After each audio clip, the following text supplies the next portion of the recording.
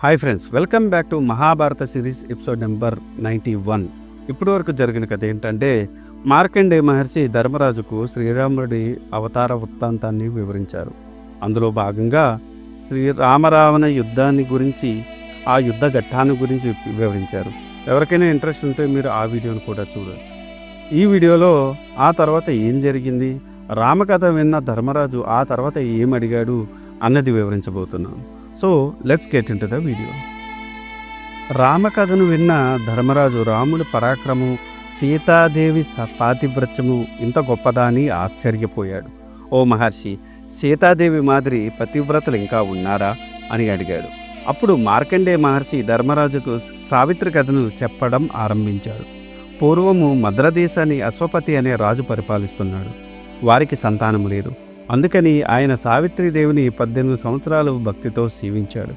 ఆయన భక్తికి మెచ్చి సావిత్రీదేవి ఆ రాజుకు ప్రత్యక్షమైంది. రాజా, నీకు ఏం వరం కావాలో కోరుకో అని అడిగింది. దానికి అశ్వపతి మహారాజు తనకు పుత్రుడు కావాలి అని అడిగాడు. కానీ సావిత్రీదేవి నీకు ఒక కన్య జన్మిస్తుంది అని వరం ఇచ్చింది. అమ్మా, నిన్ను భక్తితో కలిశాను. నా కోరిక మన్నించి నీవు వచ్చావు. మరి నా కోరిక తీరాలి కదా అని అడిగాడు.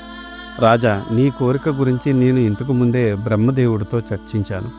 ఆయన నీకు పుత్రిక కలుగుతుంది అని నిర్దేశించింది. ఆయన ఆజ్ఞ అమోఘము. కానీ నీకు ఆ పుత్రిక కారణంగా 100 పుత్రులు జన్మిస్తారు అని సంతోషించు అని చెప్పి సావిత్రీదేవి అంతర్ధానమయ్యింది. కొన్ని రోజుల తర్వాత అశ్వపతి దంపతులకు ఒక కన్య జన్మించింది. ఆమె పేరు సావిత్రి. ఆ కన్య దినదిన ప్రవర్ధమానంగా గారాభంగా పెరుగుతూ ఉంది. సావిత్రికి యుక్త వయసు వచ్చింది. ఆమెకు పెళ్లి చేయాలని నిశ్చయించాడు అశ్వపతి. సావిత్రి తన చెలికెత్తల వలన సాల్వదేశపు రాజు జుమత్సేనుడు కుమారుడు, సత్యవంతుడు అనే రాకుమారుడు, రూపవంతుడు, గుణవంతుడు అని విని అతని మీద మనసు పడింది. కానీ సిగ్గుతో ఆ విషయం ఎవరికీ చెప్పలేదు. నారద మహర్షి అశ్వపతి రాజు వద్దకు వచ్చాడు. రాజు నారదునికి అర్ఘ్యపాదాలు ఇచ్చి సత్కరించాడు. సావిత్రి కూడా వచ్చి తండ్రికి నారద మహర్షికి నమస్కరించింది. ఆ కన్యను చూసి నారదుడు, రాజా, నీ కుమార్తెకి ఇంకా ఎందుకు వివాహం చేయలేదు అని అడిగాడు. అశ్వపతి మహారాజు సావిత్రిని చూసి, అమ్మా, విన్నావు కదా నారద మహర్షి మాటలు.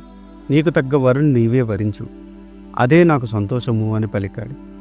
సావిత్రి కొంచెం సిగ్గుతో, తండ్రి, సాల్వ భూపాతి తనయుడు సత్యవంతుడు నాకు తగిన భర్త అని మనసులో అనుకుంటున్నాను. అతనికి ఇచ్చి వివాహం చెయ్యండి. కానీ ఆ సాల్వ దేశాధిపతి విధివశాత్తు కళ్ళు పోగొట్టుకుని శత్రువులు తన రాజ్యాన్ని ఆక్రమించగా ప్రస్తుతము భార్యాబిడ్డలతో అడవుల్లో నివసిస్తున్నాడు. అయినను నేను సత్యవంతున్నే వివాహం చేసుకుంటాను అని నిశ్చయంగా చెప్పింది. అప్పుడు అశ్వపతి నారదును చూసి, నారద మహర్షి, ఆ సత్యవంతుడు గుణగణములు ఎలాంటివి అని అడిగాడు. రాజా, అతడు ఎల్లప్పుడూ సత్యం పలుకుతూనే ఉంటాడు. సత్యవంతుడు అని సార్థక నామధేయుడయ్యాడు. అతని అసలు పేరు త్రాష్ట్రుడు. బుద్ధిలో బృహస్పతి లాంటివాడు, శౌర్యంలో దేవేంద్రుని మించినవాడు, తేజస్సులో చంద్రుడు, అందంలో అశ్విని దేవతలు మించిపోయాడు. సమము, ధమము, బ్రాహ్మణుల మీద భక్తి అతనికి ఎక్కువగా ఉన్నవి. కానీ సత్యవంతునిలో ఒక లోపం ఉంది. అతడు పెళ్ళైన 1 సంవత్సరంలోకి మరణిస్తాడు. అది చెప్పవలసింది కాబట్టి చెప్పాను అని అన్నాడు నారదుడు. అప్పుడు అశ్వపతి కుమార్తె మోహం చూశాడు. అమ్మా, నీకు అర్ధాయుష్కుడైన వరుడు ఎందుకు, మరొక రాకుమారుని వరించు అని చెప్పేది. మనస్సు ప్రధానము కదా. ఆ మనసులో నేను సత్యవంతుని వరించాను. అతను ఎలాంటి వాడైనా నాకు అతనినే ఇచ్చి వివాహం జరిపించండి. నేను వేరే వరుణ్ణి వరించను అని పలికింది సావిత్రి. రాజా, నీ కుమార్తె గుణవతి. ఆమె మనసు మరచడం మన వల్ల కాదు. ఇంకా అనుమానించవలసదు. ఆమెను సత్యవంతునికిచ్చి వివాహం జరిపించండి. ఈమె చేసిన పుణ్యఫలము వలన సత్యవంతుడు చిరంజీవి కాగలడు అని దీవించి నారదుడు వెళ్ళిపోయాడు. నారదుని ఆశీస్సు మేరకు అశ్వపతి మహారాజు వివాహ సంభారములతో అడవిలో ఉన్న జుమత్సేన మహారాజు వద్దకు వెళ్ళాడు. ఆయన అశ్వపతి మహారాజుకు సాదరంగా ఆహ్వానించి సత్కరించాడు. జుమత్సేన మహారాజా, ఈమె నా కుమార్తె సావిత్రి, గుణవంతురాలు, విద్యావంతురాలు. నా మాట మన్నించి నా కుమార్తె సావిత్రిని నీ కోడలుగా స్వీకరింపుము అని పలికాడు. మేము రాజ్యమును కోల్పోయి అడవుల్లో ఉన్నాము. నీ కుమార్తె సుకుమారి ఈ అడవులలో బాధలు తట్టుకుంటుందా చెప్పండి అని అన్నాడు. రాజా, సంపదలు శాశ్వతలు కాదు కదా, ఈరోజు ఉంటాయి, రేపు పోతాయి. వాటి కోసం దిగులు చెందటం ధీరుల లక్షణం కాదు. మా అమ్మాయి చిన్నపిల్ల కాదు, అన్నీ ఆలోచించే నిర్ణయం తీసుకుంది, కాదనకండి అని అర్థించాడు అశ్వపతి. జూమత్సేనుడు కాదనలేకపోయాడు. సావిత్రి సత్యవంతుల వివాహం జరిగింది. అశ్వపతి తన కూతురికి వివిధ ఆభరణాలు, వస్తువులు ఇచ్చి తన రాజధానికి వెళ్ళిపోయాడు. సావిత్రి భర్తతో పాటు నారచీరలు ధరించి అత్తమామలకు సేవలు చేస్తూ భర్తతో కాపురం చేస్తూ త్రుటిలో సంవత్సరం గడిచిపోయింది. ఇంకో 4 రోజులు మాత్రమే ఉంది. సావిత్రి 3 రాత్రుల దీక్ష తీసుకుంది. ఇది ఈనాటి వీడియో.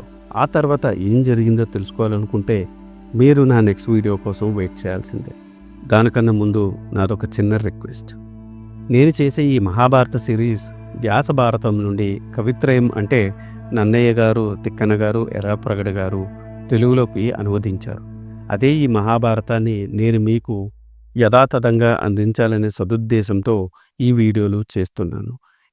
జనరేటెడ్ ఇమేజెస్తో వీడియోస్ చేయడం కొంచెం కష్టతరమైన విషయం అయినప్పటికీ మన సనాతన ధర్మంలో ఉన్న మంచిని చెప్పాలనే ఉద్దేశంతో పూర్తి కథని ఈ వీడియోలో రూపంలో అందించడం జరుగుతుంది. అందుకని మీలాంటి వారి సపోర్ట్ నాకెంతో ముఖ్యం. మీరు నన్ను సపోర్ట్ చేయాలనుకుంటే జస్ట్ మీ అభిప్రాయాన్ని కమెంట్ల రూపంలో తెలియచేస్తూ, లైక్ చేస్తూ, 10 మందికి షేర్ చేస్తూ మన ధర్మాన్ని 10 మందికి అందేలా చేయాలని కోరుకుంటున్నాను. ఈ వీడియో కనుక మీకు నచ్చితే do like, share and subscribe. Thanks for watching. జై సనాతన ధర్మం.